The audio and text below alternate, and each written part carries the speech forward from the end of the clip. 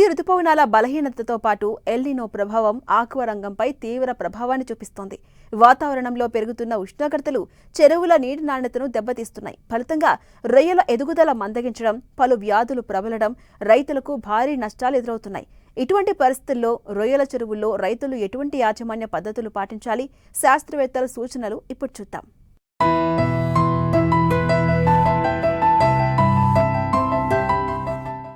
El Niño ప్రభావంతో వాతావరణ ఉష్ణోగ్రతలు పెరగడం, వర్షపాతం తగ్గడం వల్ల చెరువుల్లో నీటి నాణ్యత వేగంగా మారుతోంది. దీంతో రొయ్యల జీవక్రియ మందగించి ఆహారం తీసుకునే సామర్థ్యం తగ్గుతోంది. ఫలితంగా ఆశించిన స్థాయిలో బరువు పెరగడం లేదు. నీటిలో pH స్థాయిల హెచ్చుతగ్గులు, కరిగిన ఆక్సిజన్ లోపం, అమోనియా, నైట్రేట్ స్థాయిలు పెరగడం వల్ల రొయ్యలు తీవ్ర ఒత్తిడికి గురవుతున్నాయి. ఈ పరిస్థితుల్లో అనేక వ్యాధులు సులభంగా వ్యాపించే అవకాశముంది. ఇన్ని సమస్యల మధ్య రైతులు ఆందోళన వ్యక్తం చేస్తున్నారు. ఈ రొయ్యల కల్చర్లో నాకు ఇంచుమించు 10 ఏళ్ళ అనుభవం ఉంది. ఈ 10 ఏళ్ళ అనుభవంలో ఈ ఎల్నినో ఎఫెక్ట్ ఇదే ఫస్ట్ టైం నేను చూడటము. ఈ ఎఫెక్ట్ అనేది రొయ్యల మీద బాగా ఎక్కువ చూపిస్తుంది.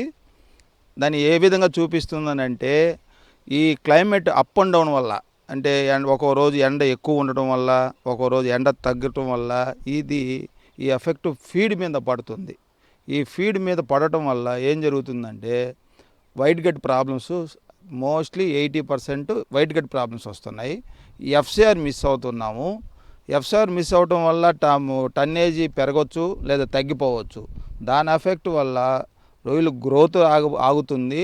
సరే, అనుకున్న వారానికి 2 గ్రాములు మ్యాక్సిమం లేదా 1.5 గ్రోత్ రావాల్సిన రొయ్యలు 1 గ్రాము అన్నా పెరుగుతుంది, తగ్గుతుంది. అంతేగాని మామూలు నార్మల్ గ్రోత్ అయితే రావటం. గ్రౌండ్ లెవెల్ వాటర్ కండిషన్ అయితే బాగా తగ్గిపోయి ఉన్నాయి.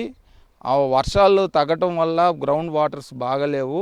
దానివల్ల గ్రౌండ్ వాటర్స్ బాగా తగ్గటం వల్ల పారామీటర్స్ కూడా మారిపోతాయి. వాటి వల్ల మళ్ళీ హార్డ్నెస్లని, మందులని, వాటికి సపరేట్ ఖర్చులు పెరుగుతున్నాయి. వాతావరణ మార్పులు రైతుల చేతుల్లో లేకపోయినా సరైన యాజమాన్య పద్ధతులు మాత్రం వారి చేతుల్లోనే ఉన్నాయి. నీటి నాణ్యతపై నిరంతర నిఘా, సమతుల్య మేత నిర్వహణ, వ్యాధులపై ముందస్తు అప్రమత్తతతో ఎల్నినో ప్రభావాన్ని చాలా వరకు తగ్గించి రొయ్యల దిగుబడి, రైతుల ఆదాయాన్ని కాపాడొచ్చని తెలియచేస్తున్నారు. నెల్లూరు జిల్లా ముత్తుకూరు మత్స్యకార professor and head Tammireddy Neeraja. ఈ మధ్యకాలంలో అనుకోకుండా విపరీతమైనటువంటి ఉష్ణోగ్రతలు వాతావరణంలో పెరగడాన్ని గమనిస్తూ ఉన్నాము. అదేవిధంగా ఉన్నట్టుండి వర్షాలను కూడా చూస్తూ ఉన్నాము.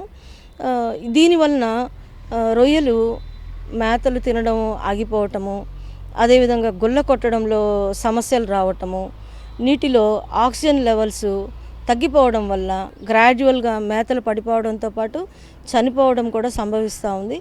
అదేవిధంగా నీటిలో విషవాయువులైనటువంటి అమ్మోనియా, నైట్రేట్ల స్థాయి కూడా పెరగడము, తర్వాత వ్యాధులు కూడా ప్రబలిపోతూ ఉన్నాయి. అంటే ముఖ్యంగా మనకు వైట్ స్పాట్ వైరస్ వ్యాధి, తెల్లమచ్చ వైరస్ వ్యాధి, అదే రకంగా మనకు ఈహెచ్పి వ్యాధి, తర్వాత విబ్రియో వ్యాధి, రన్నింగ్ మోర్టాలిటీ సిండ్రోమ్ అనేది కూడా ఎక్కువగా మనము ఇప్పుడు వర్నామీలో కానీ ఇటీవల మళ్ళీ మనకు టైగర్ రొయ్యల పెంపకం కూడా వచ్చింది. వాటిల్లో కూడా మనం గమనించడం జరుగుతూ ఉంది.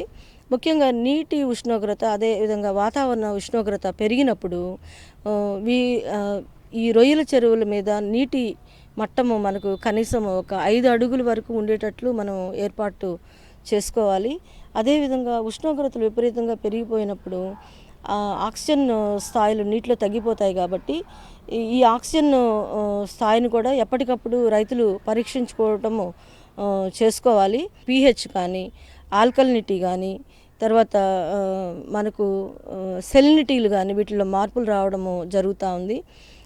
ఈ మార్పుల వల్ల, సడన్గా వచ్చేటువంటి మార్పుల వల్ల రొయ్యలు ఒత్తిడికి గురి అయి చనిపోవడం జరుగుతుంది. కాబట్టి ఇటువంటి ప్రతికూల పరిస్థితులని రైతులు గమనించుకుంటూ ఏ రోజుకు ఆ రోజు జాగ్రత్తలు వహించాలి. ఉష్ణోగ్రతలు పెరిగినప్పుడు మనము ముఖ్యంగా రొయ్యలకు ఇచ్చేటటువంటి రోజువారీ మేతలో 20 నుంచి 30% తగ్గించుకోవాల్సి ఉంటుంది.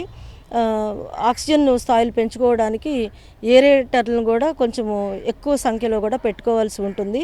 అదేవిధంగా ఎక్కువ సంఖ్యలో రొయ్య పిల్లల్ని వదులుకోకుండా తక్కువ నెంబర్ వేసుకున్నట్లయితే ఈ రొయ్యల్లో ఒత్తిడి తక్కువగా ఉంటుంది.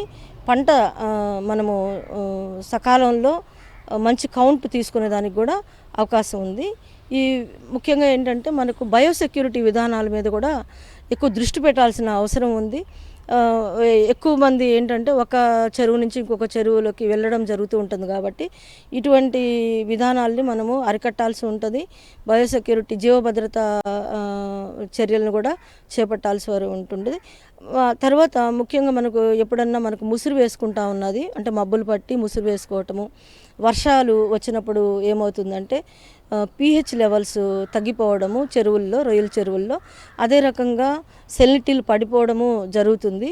ఆ సమయంలో ఏంటంటే రొయ్యలు విషవాయువుల ప్రభావం కూడా పెరుగుతుంది కాబట్టి చెరువు నీటి అడుగు భాగంలో ఉండేటటువంటి ఈ పేరుకుపోయినటువంటి ఆర్గానిక్ మ్యాటర్ అంటే సేంద్రీయ పదార్థాన్ని పూర్తిగా తొలగించి చెరువు యాజమాన్యాన్ని మనము చేపట్టినట్లయితే ఈ ఎల్నినో ప్రభావం నుంచి బయటపడేదానికి అవకాశం ఉంది.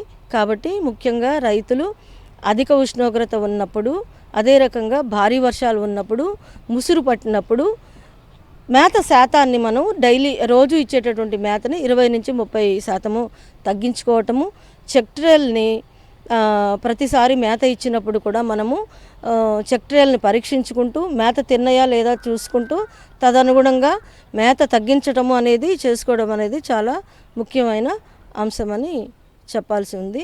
అదే రకంగా ఇప్పుడు మనకు రాష్ట్ర మత్స్యశాఖ వారు కూడా ఎల్నినో సెల్ అని చెప్పనేసి మనకు ఈ ఆక్వాకల్చర్లో ఎల్నినో వల్ల వచ్చే విపత్తుల వల్ల దీని నుంచి రైతులు ఎలాంటి జాగ్రత్తలు తీసుకోవాలని ఒక సెల్ని ఏర్పాటు చేస్తున్నారు, 24 hours సెల్ని.